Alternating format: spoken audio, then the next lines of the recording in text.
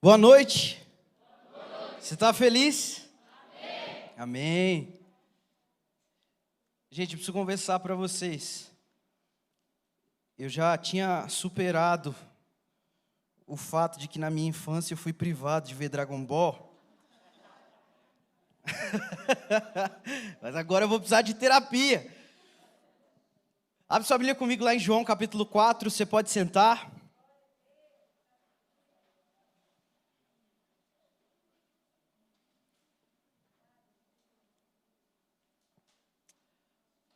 João capítulo 4.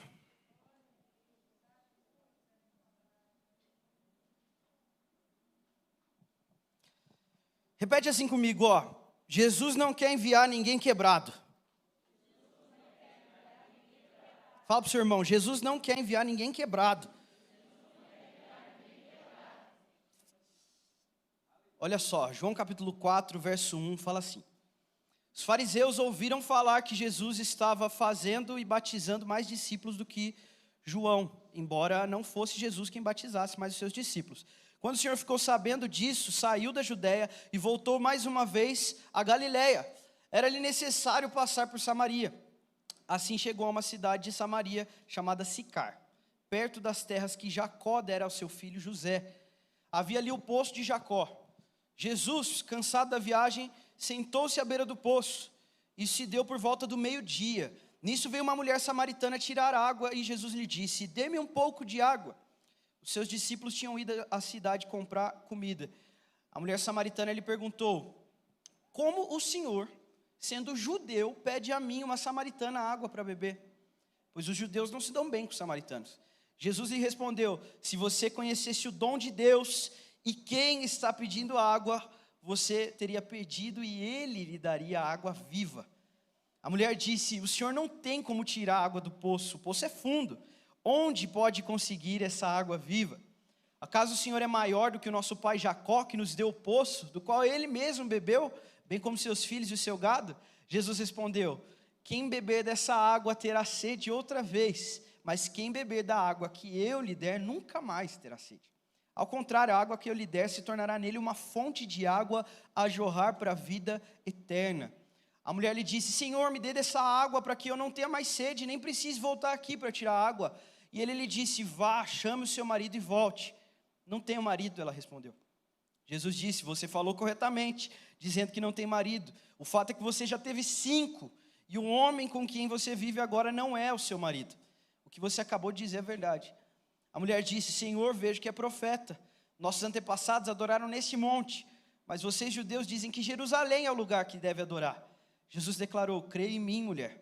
Está próxima a hora que vocês não adorarão o Pai nesse monte nem em Jerusalém. Vocês samaritanos adoram o que não conhecem, nós adoramos o que conhecemos, pois a salvação vem dos judeus.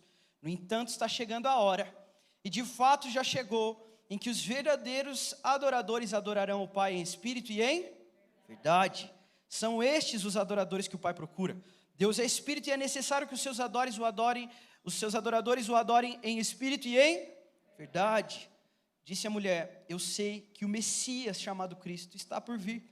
Quando ele vier, explicará tudo para nós. Então Jesus declarou: eu sou o Messias, eu que estou falando com você. Naquele momento, os seus discípulos voltaram e ficaram surpresos encontrando ele conversando com uma mulher, mas ninguém perguntou o que quer saber ou por que está conversando com ela. Então, deixando o seu cântaro, a mulher voltou à cidade e disse ao povo: venham ver um homem que me disse tudo o que tenho feito. Será que ele não é o Cristo? Então saíram da cidade e foram para onde ele estava. Senhor Jesus, abra os nossos olhos nessa noite. Nós acabamos de ter contato com a Tua palavra, Senhor. Esse livro não diz respeito àquilo que o Vitor fala, aquilo que qualquer outro pregador, ou aquilo que qualquer influenciador, aquilo que qualquer pessoa possa falar, Senhor. Isso diz respeito ao que o Senhor diz. Por isso nós precisamos do Seu Espírito Santo aqui, Senhor. Abra os nossos olhos para que a gente venha contemplar as maravilhas do Teu livro, Senhor. Nós queremos Te conhecer mais. Nós queremos Te conhecer mais nessa noite. Que nessa noite o Senhor Jesus seja visto entre nós. Amém. Amém? Olha só. Tem algo muito interessante relacionado a Jesus, que é o fato de que Jesus está acostumado a resolver muitos problemas. Você pode pegar a sua Bíblia e abrir no Novo Testamento e ler 4 relatos de 4 homens diferentes a respeito da vida de Jesus, e você vai ver que ele resolve muitos problemas. Ele dá de frente com pessoas cegas e ele cura elas. Ele dá de frente com pessoas coxas e ele cura elas. Ele dá de frente com mortos e ele ressuscita elas.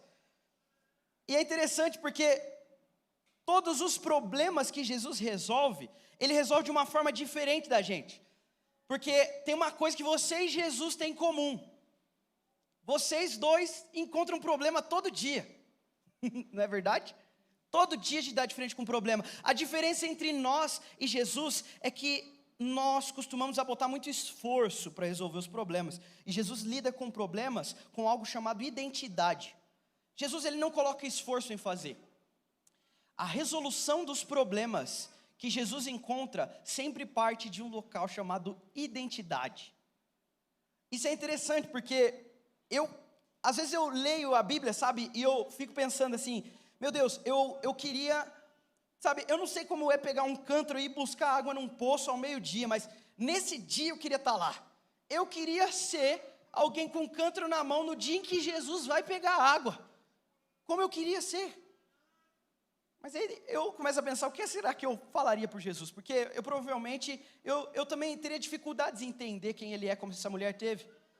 Existem muitos estudos a respeito da aparência de Jesus, porque se você procurar na Bíblia, você não vai achar um único versículo que diga a respeito de como Jesus era. Se ele era alto, se ele era baixo, se ele era branco, se ele era negro, se ele era loiro, se ele tinha o cabelo moreno, se ele tinha olhos azuis, castanhos, verdes, a Bíblia não fala.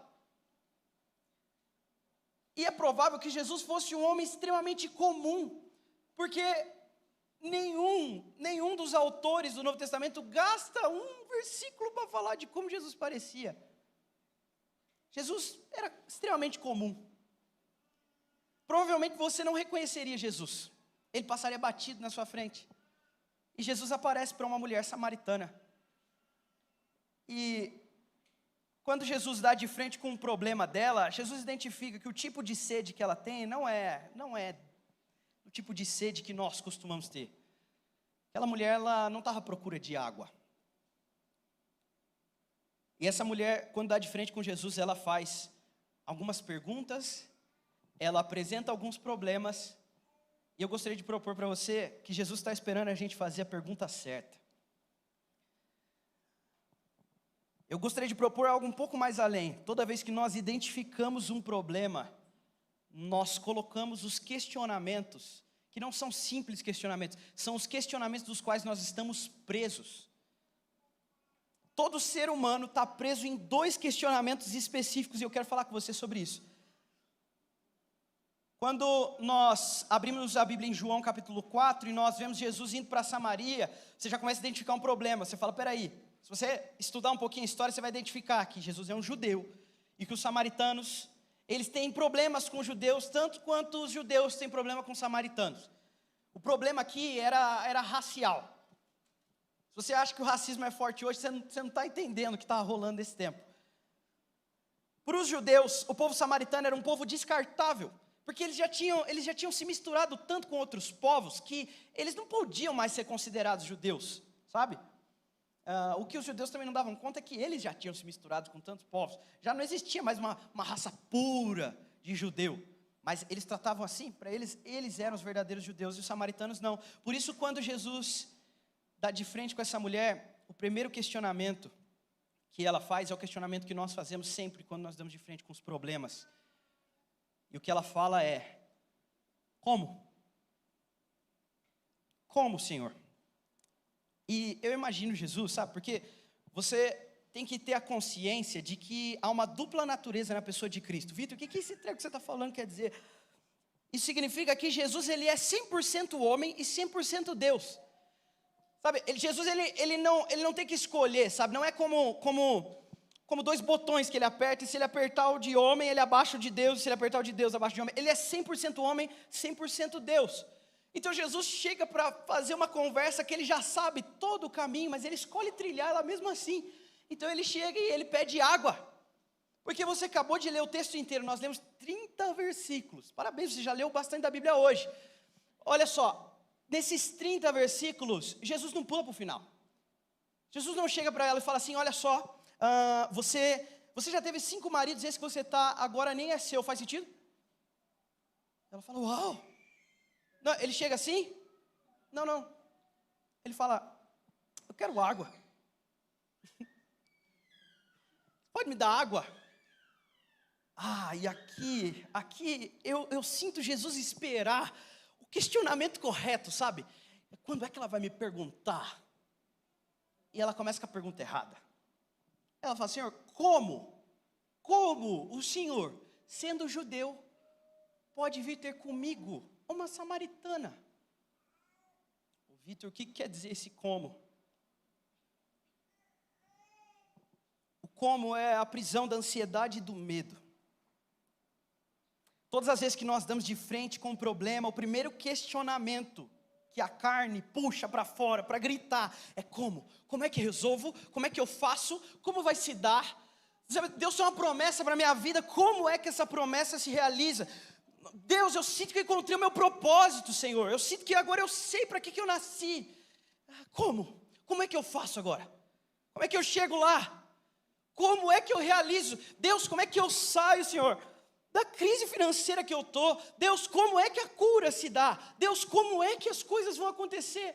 O como é a prisão da qual nós estamos. Desde que o medo se instalou.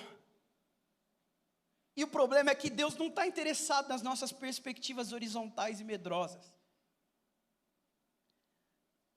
Deus é tão bom que Ele não se interessa pelos meus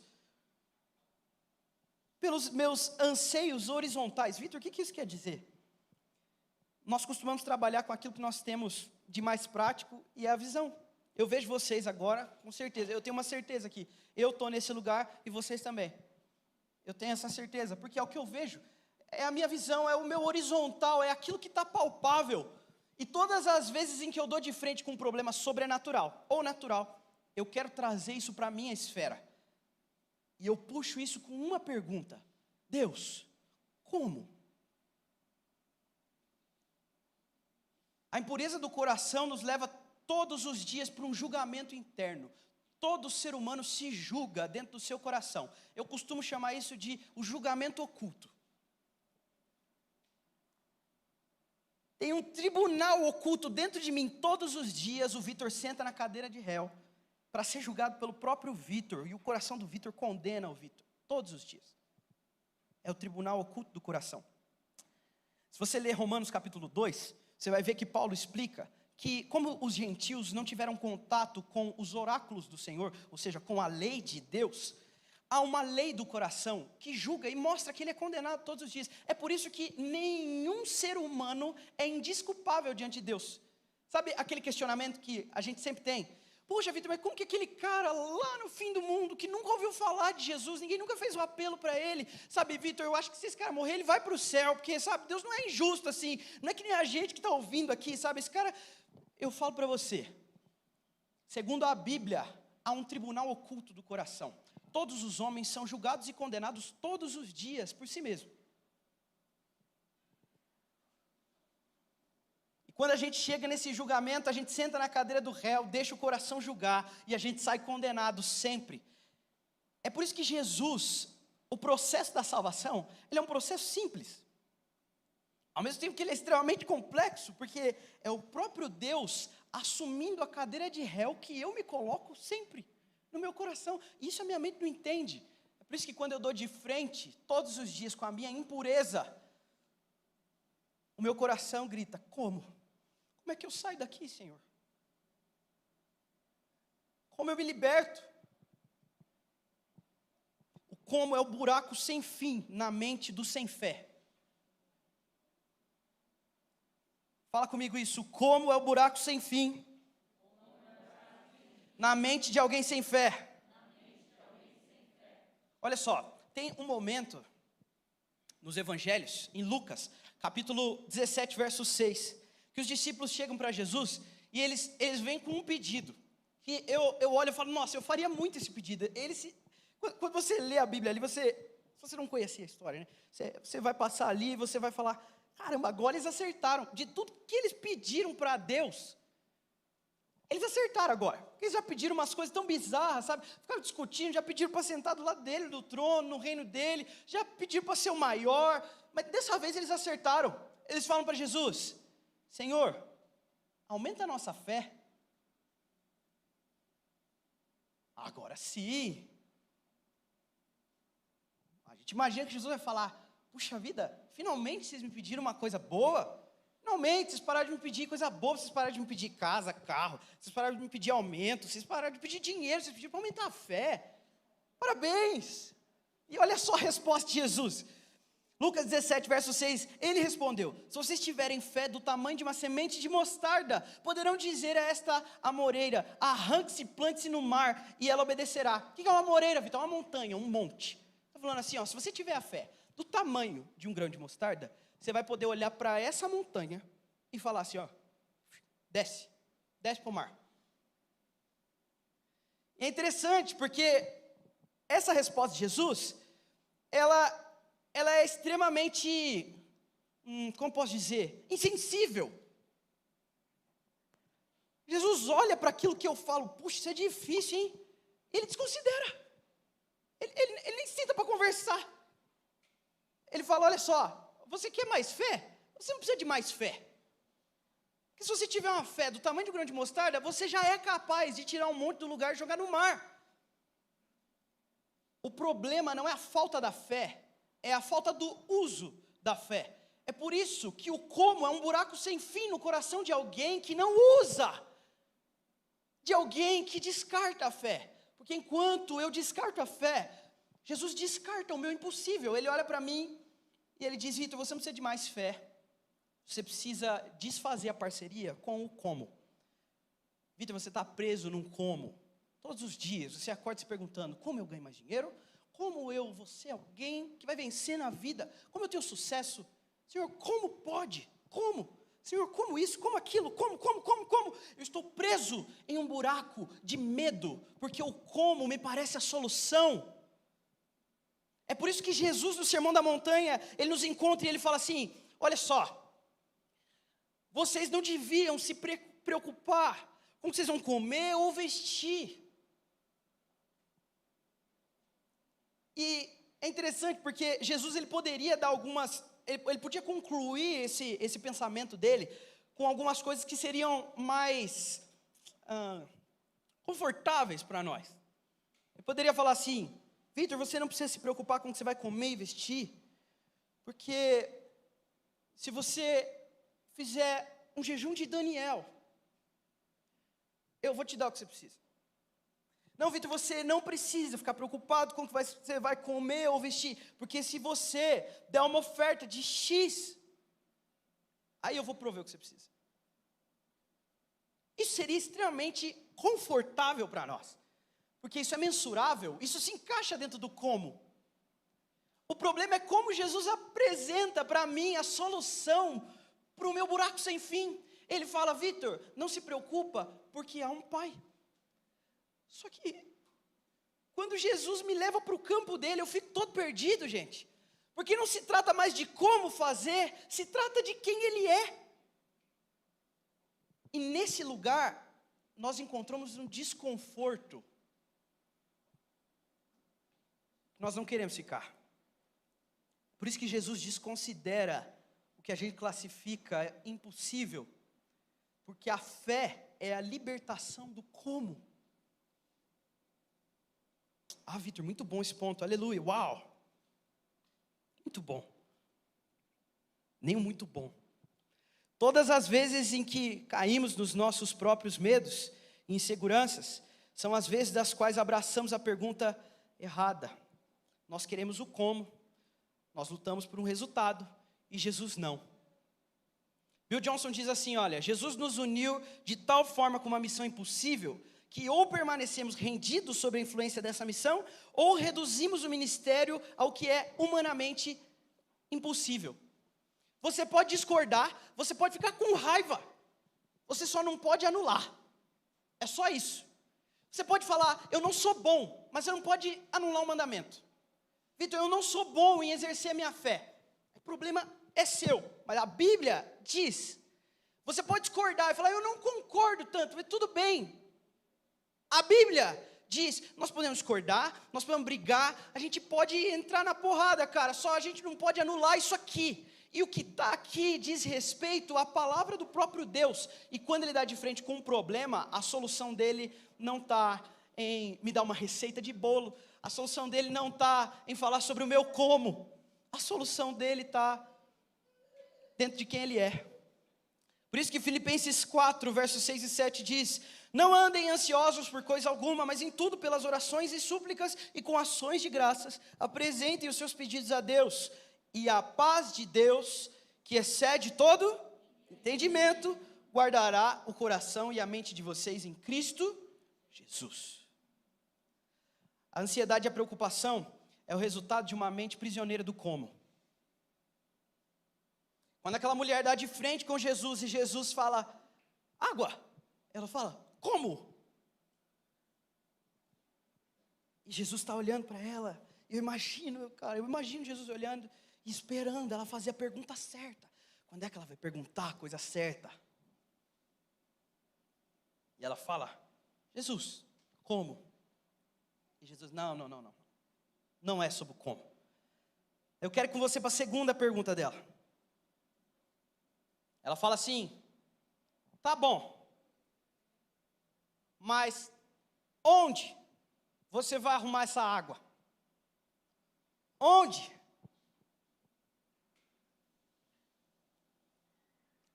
Olha só, Jesus respondeu, se você conhecesse o dom de Deus e quem? Jesus não fala sobre o onde. Quando ela olha para Jesus e fala assim, Jesus, onde é que você vai arrumar essa água? Sabe, primeiro como, depois onde. Vitor, o que é o onde? O onde diz respeito ao local de partida. Porque nós consideramos demais de onde se parte. Mas quando se trata de Deus, o local de partida não faz diferença no resultado.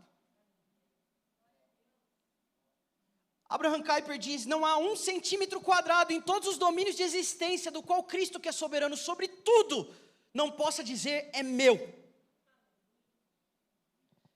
Eu vou falar mais uma vez, não há 1 centímetro quadrado sequer em todos os domínios de existência, do qual Cristo, que é soberano sobre tudo, não possa dizer, é meu.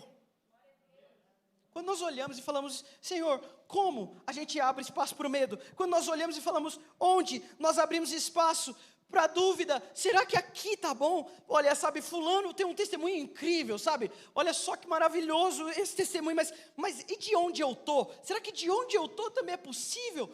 Onde? Onde, Senhor? O onde é a prisão de quem espera em si mesmo.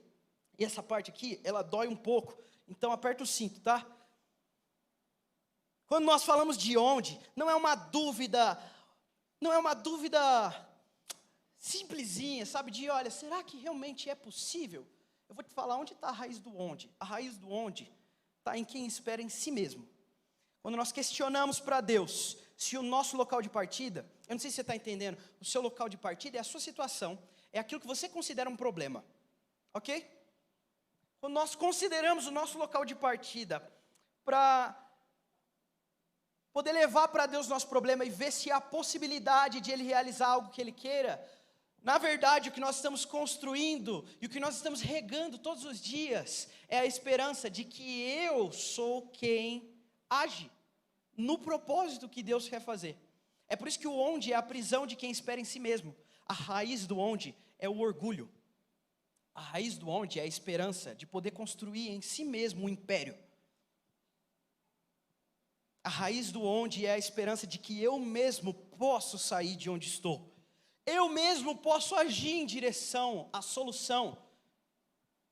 É por isso que hoje nós temos uma abundância de pessoas que vêm à casa de Deus, a fim de receber um flash de Deus, para poder abraçar tudo em si mesmo e ter a sua própria jornada do herói. Nós abraçamos isso e falamos, é isso. Deus, ele me dá uma revelação, sabe? Eu preciso de 7 dias, 8 dias na igreja, onde eu vou ouvir algumas palavras e a partir daí eu vou ser uma pessoa de sucesso. Deixa eu falar para você, Deus desconsidera de onde você está e para onde você vai.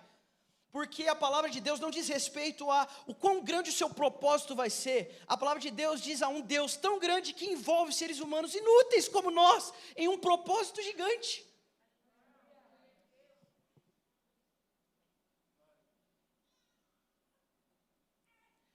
Deus não está chamando pessoas para serem um sucesso. Deus é um sucesso e chama pessoas fracassadas. É por isso que o onde é a prisão do orgulho, é a prisão do eu posso. Onde? Onde, Jesus? Me fala onde tem essa água. Eu quero saber. Ei, Jesus, eu não sei como, mas se você me falar onde, agora sim. De onde estamos, a impossibilidade sempre há de gritar alto. Nós estamos perdidos, destituídos, sem salvação. Por isso, não há consideração alguma do ponto de partida. Não há espaço suficientemente longe do qual Deus não possa buscar um perdido.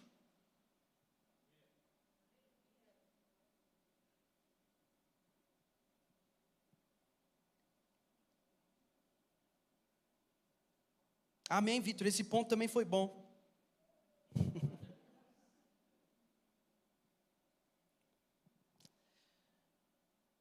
Agora, no verso 10,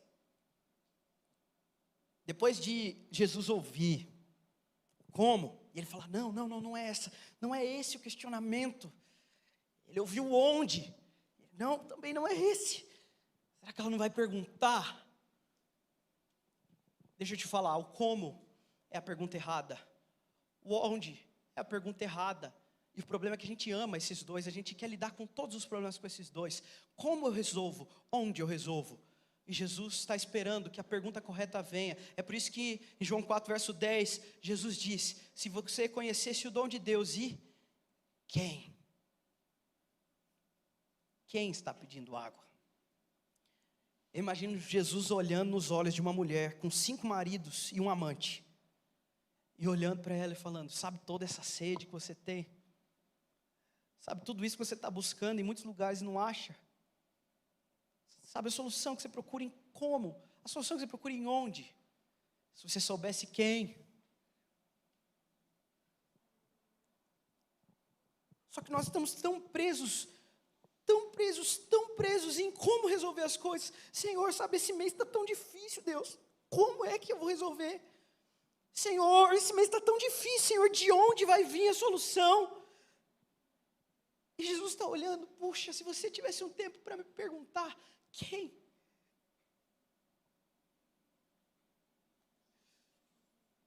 Nós começamos e paramos porque partimos do lugar errado.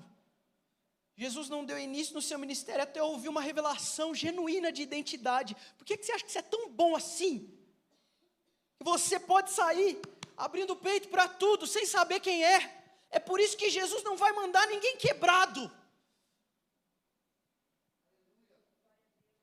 Nós somos tão autoconfiantes que esperamos um resultado assertivo, sem ao menos conhecer quem é o dom da vida.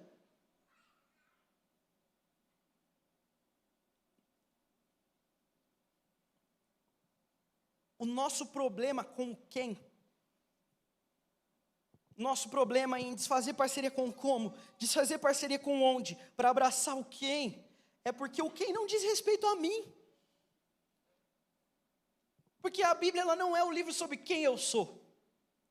Eu não sei se alguém te ensinou a ler a Bíblia errado, sabe? Mas quando você lê Davi e Golias, você não é Davi.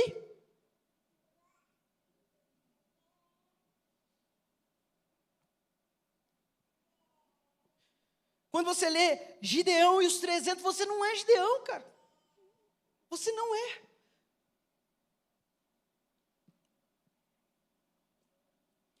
A Bíblia não é um livro de como Deus me torna um herói. A Bíblia ela é um livro que mostra que eu sou inimigo de Deus. Na Bíblia eu sou o vilão, eu não sou o herói. É por isso que eu não quero perguntar quem, porque eu sei que o quem não sou eu. Nós estamos presos no como, porque se eu souber como, eu me torno quem traz a solução. Nós queremos perguntar onde, porque se eu souber onde, eu me torno quem há de buscar a solução. Mas eu não quero perguntar quem, porque quando eu perguntar quem, eu descubro que não sou mais eu. É por isso que o orgulho me aprisiona. E o resultado disso, meu irmão, não é uma vida de prazeres, não é uma vida que aproveita do que há de bom nesse mundo. O resultado disso é a prisão do medo e da ansiedade. É por isso que Jesus está olhando para mim e dizendo: Vitor, se você conhecesse o dom de Deus e quem está lhe pedindo água. Francis Chan diz: quando uma pessoa se rende inteiramente ao Espírito Santo, Cristo é glorificado e não ela. É por isso que a rendição, ela abraça um nível de alegria, junto com a humilhação. E isso é coisa demais para a cabeça do homem entender. Vitor, como é que eu me humilho e me alegro? Isso não existe. Todas as vezes na minha vida, Vitor, que eu me senti humilhado, eu só tive raiva, eu só tive ódio, eu quis vingança. Como é que você está me dizendo que na humilhação há alegria? Nós nos alegramos em uma vitória assertiva, e não na sua vitória que dura 3 dias, na sua vitória que dura algumas horas. Você sabia que todos os seres humanos têm uma capacidade igual de se adaptar a qualquer situação? Vou te dar um exemplo. Foi feita uma pesquisa entre um cara que ganhou na loteria R$1 milhão e um outro cara que sofreu um acidente e perdeu as 2 pernas. Só que a pesquisa não foi feita assim de boca, foi uma pesquisa para entender a cognição e o entendimento, como a mente deles trabalhavam. Sabe o que se encontrou depois de 1 ano? Os 2 atingiam o mesmo nível de alegria, de cognição. Sabe por quê? O ser humano, ele é extremamente capaz de se adaptar a qualquer situação. Nós sentimos extrema alegria ou extrema tristeza em muitos pontos, mas depois de um tempo tudo se adapta e o seu nível de alegria se torna o mesmo. Porque só há uma esperança que te muda de uma vez, não por todas, de uma vez para a eternidade. E essa experiência é uma alegria que só se prova na humilhação aos pés do próprio Deus. É quando eu descubro que Deus não tem uma história de heroísmo para mim, mas uma história do Deus herói, que eu me humilho. Olha só, Deus quer resolver os seus problemas diferente do que você costuma fazer, porque você é expert em resolver um e achar outro. Não é verdade? Eu sou assim. Se você não é, parabéns, vamos tomar um café, depois eu preciso aprender algumas coisas, mas todo mundo que eu conheço tem uma sabedoria suprema para resolver um e achar outro. Agora, o que é interessante é que Jesus, ele lida totalmente diferente com os problemas. Se você abrir a sua Bíblia em Êxodo 3, você vai encontrar a história de um homem que é chamado por Deus por uma sarça pegando fogo. É interessante porque diz que é comum uma sarça pegar fogo naquela região, é um deserto, isso é comum, mas Moisés reparou que a sarça não parava. Ela não parava de queimar. Então ele se aproxima e Deus começa a falar com ele. Você conhece a história? Só que Moisés, ele é igualzinho você e eu. Então ele é muito rápido em achar o problema. Ele fala: Deus, olha só, essa história aqui que eu estou vendo, ela é maravilhosa. Tem uma sarça pegando fogo, eu estou descalço, está tudo lindo. Só que quando eu voltar lá, eles vão me perguntar: da onde vem tudo isso aí que você está falando? Você está em nome de quem? Porque olha só, você está querendo tirar uma nação dentro de outra nação muito mais poderosa. Moisés apresenta o problema para Deus. E olha só que interessante, porque a resposta de Deus não é assim: Moisés, não, eu já pensei nisso, cara, eu tenho um plano. Não. Deus não fala: não, Moisés, eu já pensei nisso, tem um lugar que você vai levar o meu povo. Não, Deus não responde a como, Deus não responde aonde. A resposta de Deus não é nem sequer: Moisés, olha, é assim, não. Ele nem se refere, ele só diz: eu sou o que sou. Porque a resposta de Deus para qualquer problema não está em como resolver ou onde achar a solução, e sim em quem Ele é. Ai Deus, eu não sei falar direito, Moisés, eu sou o que sou.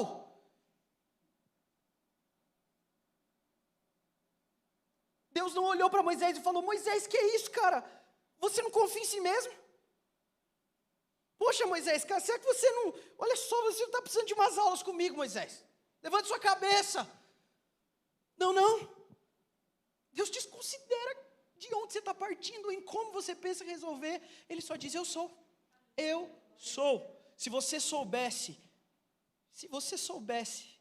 quem? Fala comigo, Deus não vai mandar ninguém quebrado. Quando Moisés se apresenta diante de Deus e pergunta, a resposta vem com a apresentação da identidade. Quem Deus é o que nos dá um propósito de fato. Você não foi chamado para o que você sonha com o sucesso. Você foi chamado para um propósito maior. Vitor, como eu realizo isso? Esse é o problema. Nós amamos pregações que nos dão uma fórmula secreta e dizer assim. A Bíblia, ela trata em Mateus capítulo 6, uma fórmula de bolo. Eu vou te passar a fórmula de bolo para o sucesso. Se você não anotar agora, você vai perder, hein? Quando vocês orarem, cada um vai para o seu quarto, fecha a porta e ora seu pai em segredo. É por isso que Deus não traz uma revelação que é a mesma para se aplicar em todos os problemas. E Moisés, ele aprendeu isso. É por isso que eu estou falando. Você deve olhar para Moisés e falar, nossa, cara, como assim Moisés é igual a mim, sabe? Moisés parece tão distante, ele parece um cara ser tão mais santo do que eu. Mas presta atenção.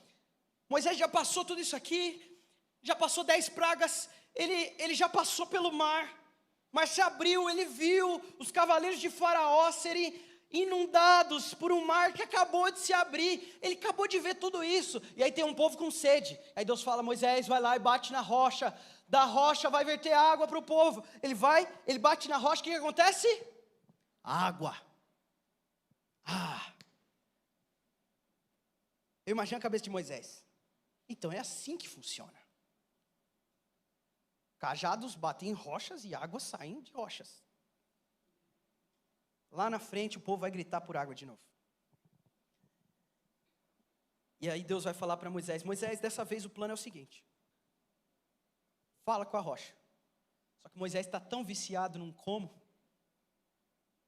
que ele nem se ligou no que Deus disse, ele chega e ele bate na rocha de novo.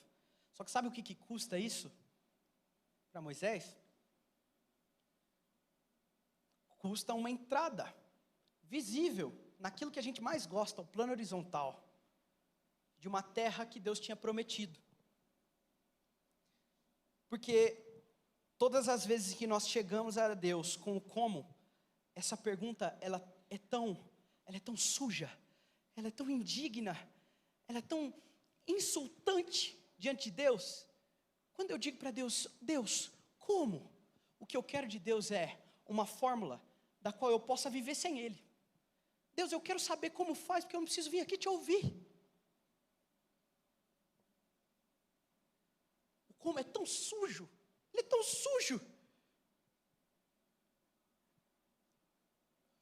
O como trata Deus como algo que nós podemos usar. Deus, como?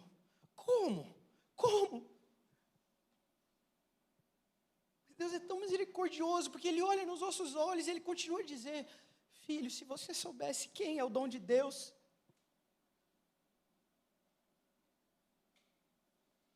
fala comigo, Deus não quer enviar ninguém quebrado. No verso 13, Jesus fala assim, quem beber dessa água terá sede outra vez, mas quem beber da água que eu lhe der, nunca mais terá sede. Ao contrário, a água que eu lhe der se tornará nele uma fonte a jorrar para a vida eterna.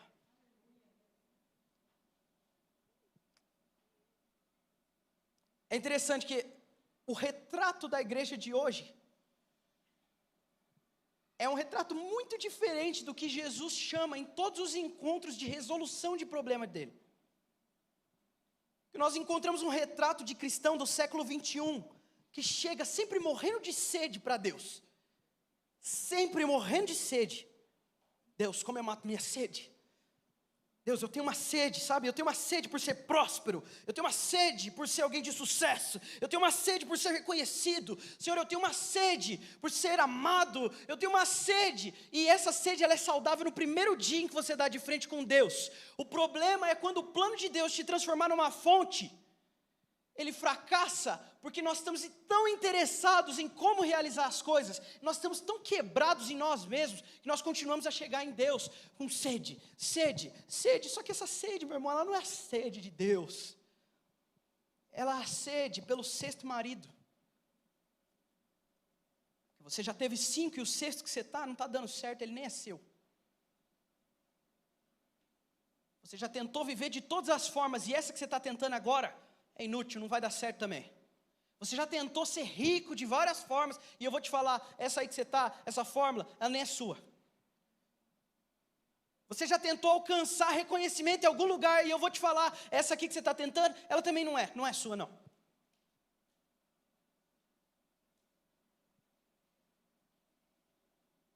O problema é que quando nós bebemos da água errada, nós viciamos em água. Viciamos nessa água. Nós buscamos. Só que sabe qual que é o problema? O problema é que não basta eu ser um sedento quebrado. Eu me acho digno de ser enviado. Eu falo, Deus vai me usar.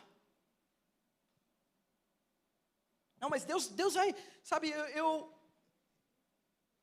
eu vou ser alguém, sabe, lá no meu trabalho, pelo menos eu sou, sabe, olha, eu sei que eu não estou sendo um cristão que é exemplo, assim, para todo mundo, sabe, mas pelo menos lá no meu trabalho, eu escuto louvor.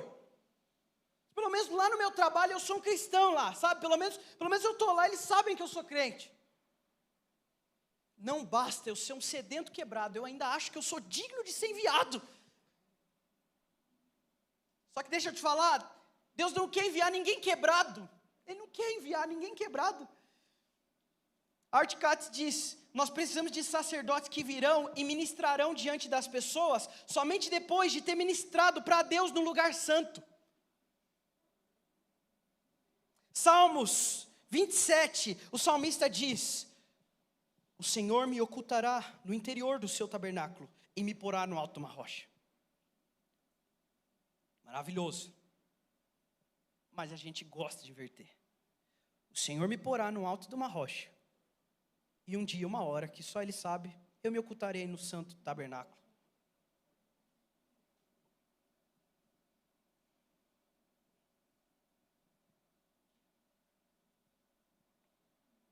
Você sabe qual que é a marca do crente sedento e quebrado? É o que ele segura na mão. Eu não estou falando fisicamente. Ele anda na mão com um cântaro. Ele vem para a igreja com esse cântaro.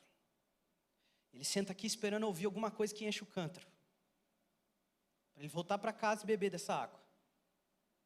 Na semana seguinte ele vem com o cântaro de novo. E ele enche o cântaro. Esse é o crente, sedento e quebrado. Ele já buscou soluções em todos os lugares. Aqui ele está vivendo, não dá certo. Mas ele continua com um cântaro na mão. E ele vem, ele escuta uma palavra, ele enche o cântaro, e ele volta, ele continua sedento e quebrado, porque ele está viciado em saber como é que eu realizo, onde é que eu encontro. E Jesus olha nos olhos e fala, filho, não é como, não é onde, é quem.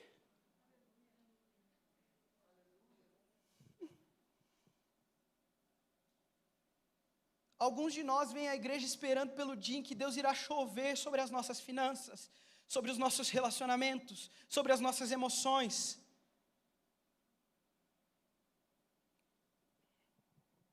Mas Deus nunca teve um plano de fazer chover alguma coisa sobre você. Quando Deus fala de chuva vindo sobre a terra, deixa eu te falar, o que isso tipifica é o dia em que o Filho de Deus virá sobre as nuvens, Venha como chuva, Senhor, porque é disso que nós precisamos. Essa é a verdadeira sede. Essa chuva, ela não é a chuva que vai fazer você prosperar e enriquecer, ser alguém nas finanças, não.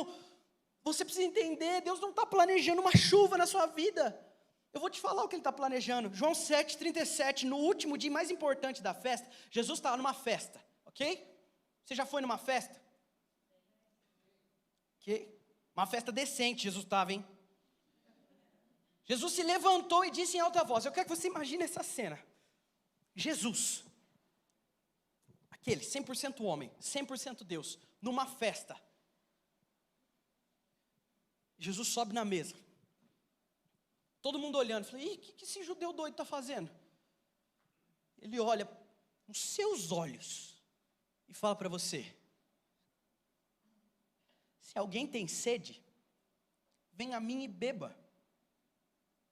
Isso já é o suficiente. Porque eu, crente, sedento e quebrado, com meu cântaro na mão, olhando para Jesus e Ele falando para mim, se alguém tem sede, venha a mim e beba. Isso já era o suficiente. Mas aí Ele me mostra o plano dele, e Ele fala assim, porque aí, do seu interior, fluirão rios.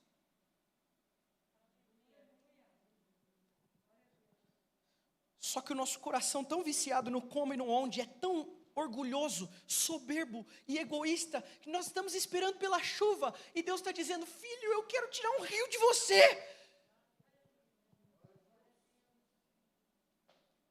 Deus não vai mandar ninguém quebrado.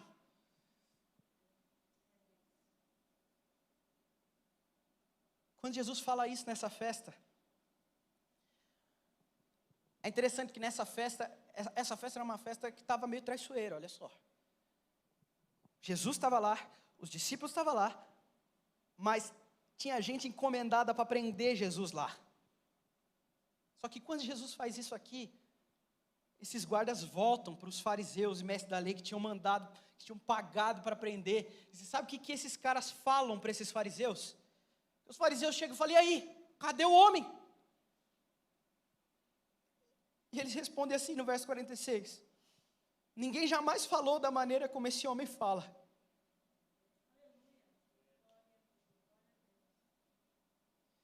Ninguém jamais falou como ele fala. Em Lucas 24, quando aqueles dois discípulos estão andando com Jesus, e Jesus faz que vai embora, mas volta e come com eles, e Jesus desaparece, e eles se olham e eles falam, meu Deus, você viu quem estava aqui? Não ardia o nosso coração enquanto ele falava? Será que o seu coração já ardeu alguma vez? Ou você aprendeu como ser crente e de onde ser crente?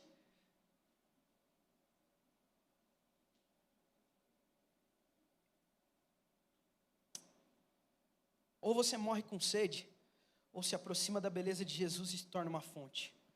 Não tem meio termo, não tem meio termo. Não tem meia fonte, não tem meio sede, não tem meio cântaro.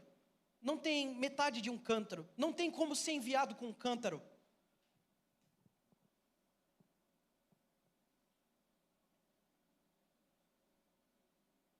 É por isso que no verso 30 diz, então, ela deixando seu cântaro, voltou à cidade e disse ao povo, venham ver um homem que me disse tudo o que tenho feito. Será que ele não é o Cristo?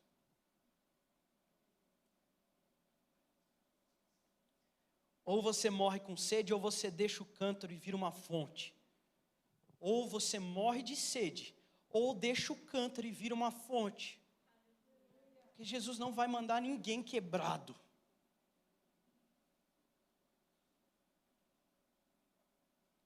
Jesus não quer metade do Vitor.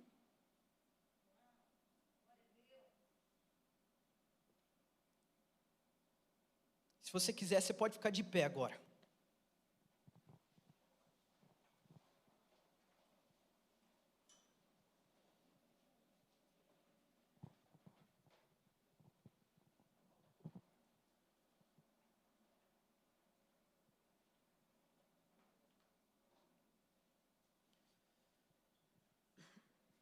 Esse é um momento bem único. Nós nunca, em toda a nossa vida, tivemos um momento como esse agora. Deus, ele é tão Senhor sobre a criação, ele é tão criativo, que ele criou algo chamado tempo, que nunca se repete. O que significa que esse momento, ele nunca mais vai existir. Você vai poder algum dia se lembrar dele. Mas nós estamos agora, diante de um poço, quebrados e com um cântaro na mão, e tem um homem olhando nos nossos olhos, esperando que a gente deixe de perguntar como e onde, e passe a perguntar quem ele é. Quem é ele?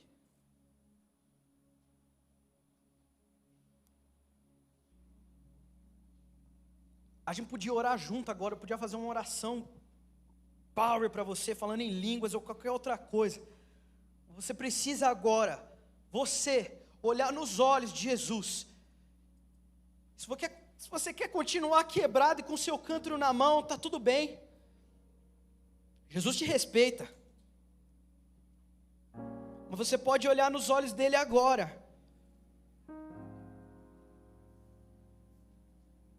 E dizer que você quer conhecer quem ele é.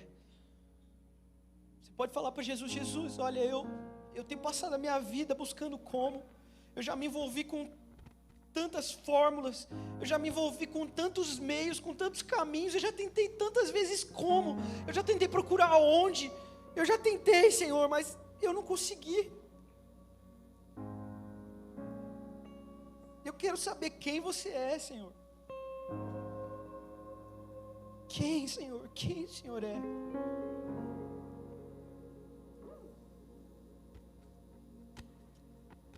Vamos lá, faça isso. Se você não sabe como fazer isso, você não sabe como orar, seja simples e sincero, fala com Jesus.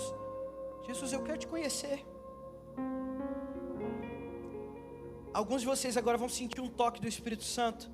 E isso pode vir de formas diferentes para pessoas diferentes. Você pode sentir o Espírito Santo te conceder um peso agora, um entendimento e um arrependimento tão grande que você pode urrar de dor. Um arrependimento que parece que tudo vai desabar agora. Abraça isso, não foge disso. Alguns de vocês podem sentir uma paz tão superior a tudo que vocês já provaram. Abraça isso, não deixe isso embora.